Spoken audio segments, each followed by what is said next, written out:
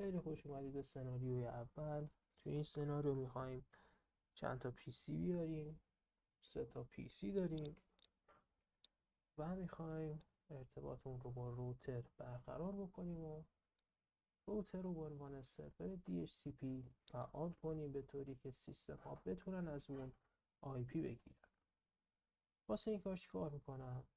من میام 3 تا PC اضافه میکنم به توپولوژی و یه سویچ هم اینجا اضافه میکنم، یه روتر هم میندازم اونور. به این شکل چیزی که ما الان داریم 3 تا PC، یه سویچ و یه روتر هستن. میریم واسه کابل کشی، یا به فصل 1 وصل میکنیم و به فصل 2 و این هم به فصل 3. گیگ 1 اینا هم یه کابل میکشم واسه گیگ 1 سویچ. خب 3 تا PC، یه دونه سویچ و یه روتر. اول اصلا ببینم توی تنظیمات روتر تا اونا رو انجام بدم. روتر رو اینیبل میکنم. این حالتی که اینجا دارید میبینید حالت مدیریتی روتر هستش و یه سری دستورات داره که بعدا باشون آشنا خواهیم شد. اولین کاری که میخوام بکنم، میخوام برم توی محیط کانفیگ روتر. واسه همین می‌نویسم کانفیگ ترمینال و میام توی این محیط و میرم توی اینترفیس GS01 IP بهش اضافه میکنم. IP ادرس 192.168.10.1 سابنت به این شکل. IP این اینترفیس شدیم. در مرحله بعدی ببینید که اینترفیس هنوز خاموشه. من روشنش میکنم، نوشات و اینترفیس ما فعال میشه.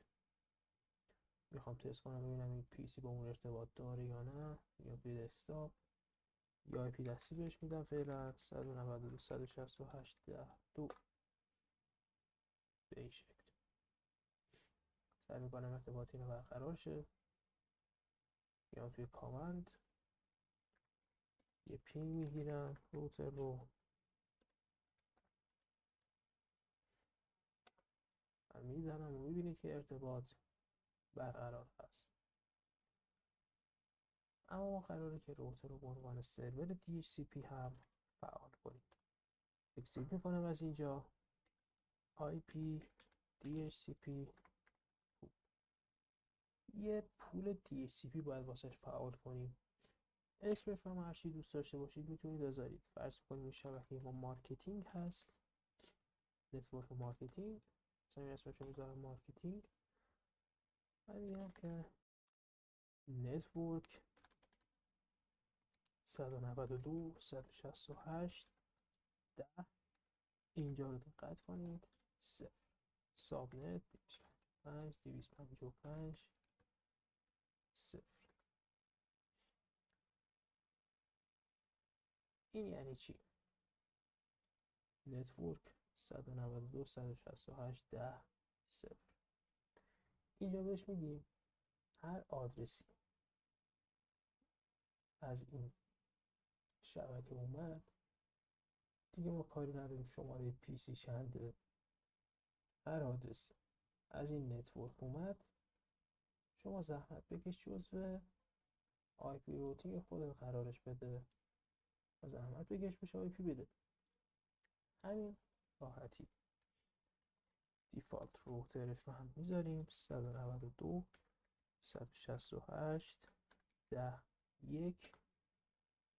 آدرس IP که به همین اینترفیس دادیم. DNS هم واسش میتونیم بذاریم، مثلا این هم یه تست کنم ببینم IP میگیره یا نه. DHCP TCP رو روشن میکنم و میبینید که داره IP میگیره. همین راحتی. اینم گرفت و این یکی اینم IP گرفت. پینگ بین سیستم ها هم میبینید که به خوبی فعال هست.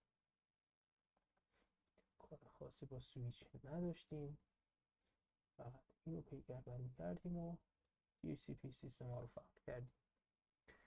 این از جلسه اول ما. جلسه بعدی یه مقدار اینو ساختارش رو پیچیده تر کنیم و حالا لن هم اضافه میکنیم، ویلن، و با ما همراه باشید.